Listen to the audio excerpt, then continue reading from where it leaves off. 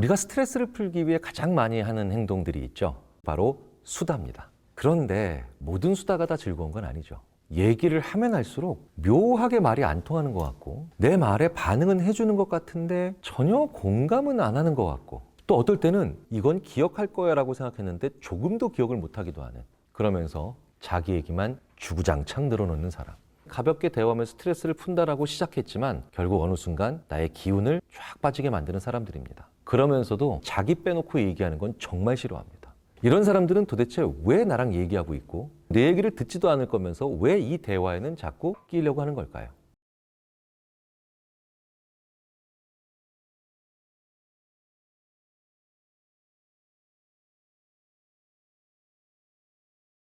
이럴 때 우리가 먼저 생각해 봐야 되는 게 있다는 거예요. 말을 듣고 대답을 해주고 공감해 주는 것 쉬운 것 같으세요?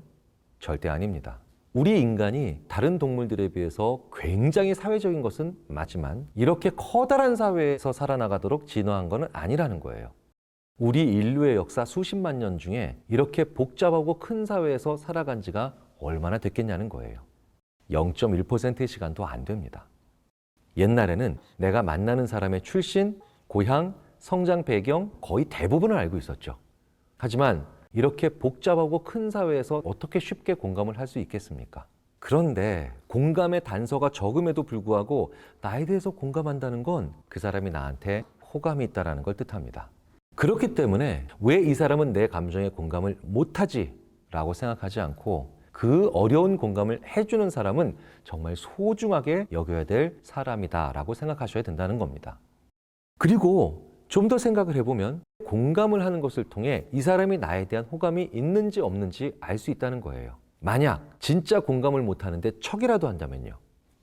그 사람 역시 나에게 어느 정도는 호감이 있기 때문이라는 겁니다. 그런데 같이 이야기한 세월이 길었음에도 불구하고 나에게 공감을 전혀 하지 않는다고요? 그러면 그 사람은 나에 대한 호감은 없는 겁니다.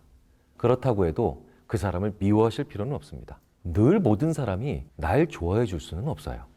그냥 나와의 깊은 인연이 아니라고 생각하시면 되고요. 적당한 거리를 두고 지내면 된다는 거예요. 그럼에도 불구하고 하나의 예외적인 부류가 있죠.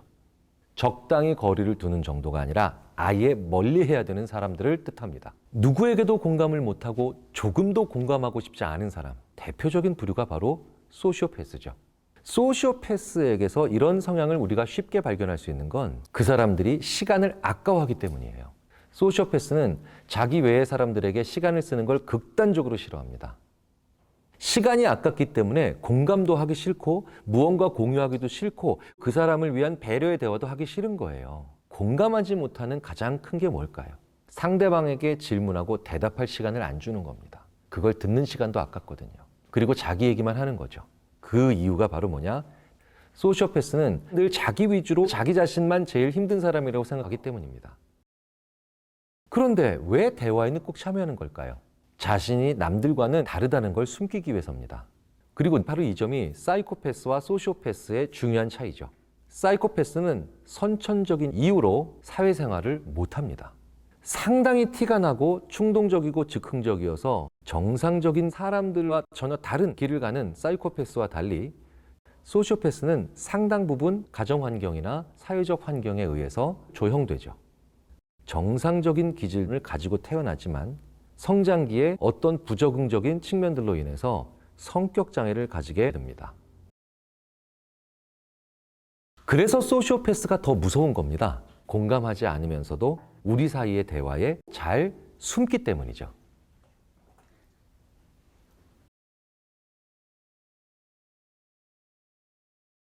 그렇다고 대화에 공감하지 않는 모든 사람들이 다 소시오패스라고 할 수는 없죠. 이럴 때 소시오패스적 특징이 확실히 있는지 알아볼 방법이 있습니다. 바로 MT나 워크숍입니다. 시간을 아까워하지 않아도 되는, 모두 다 가지고 있는 시간의 자원이 똑같았을 때 상대방의 모습을 제대로 알 수 있다는 거예요. 저는 MT를 가든 수련회를 가든 정당한 사유가 없는데도 불구하고 자기는 무조건 후발대로 오겠다고 우기는 친구들을 본 적이 있습니다. 왜일까요? 자기 시간이 아깝거든요.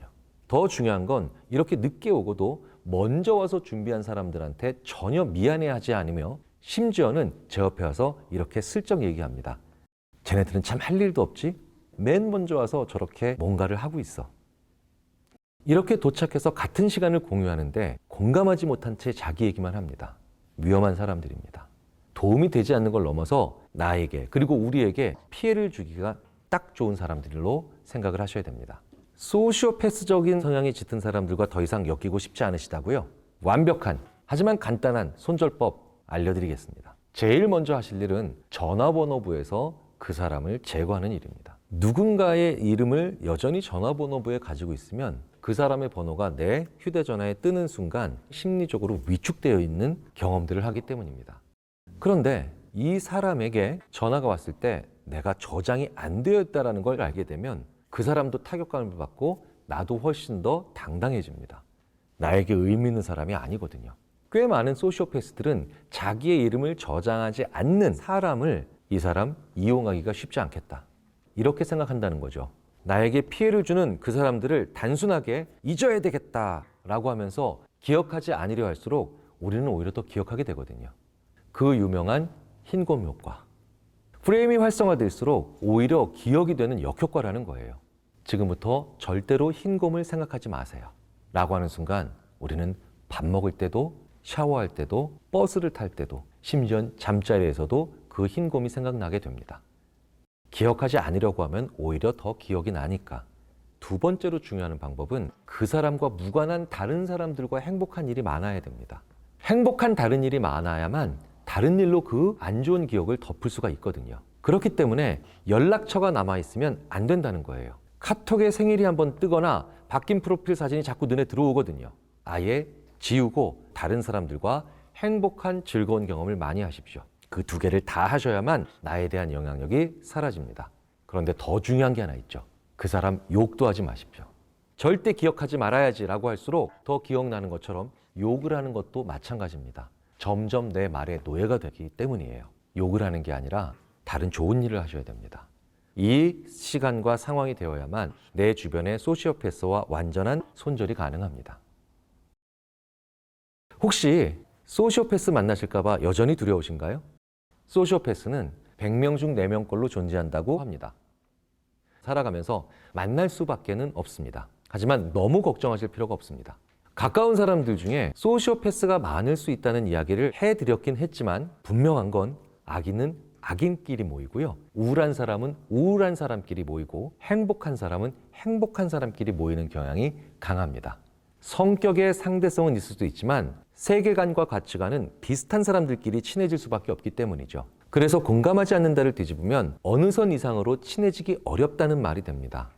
유유상종은 현대 심리학에서 강력하게 관찰되고 있는 현상입니다. 선한 우리라면 점점 더 그런 사람들끼리 모이게 될 가능성이 크고요. 공감하지 않는 사람들과 친하게 되는 가능성은 점점 더 떨어진다는 거죠. 내가 행복한 사람이고 착한 사람이 되면서 내 주변에 이렇게 괜찮은 사람들이 더 모일 수 있게 만들어주면 그들이 내게 다가올 가능성을 줄일 수 있게 되는 거니까요.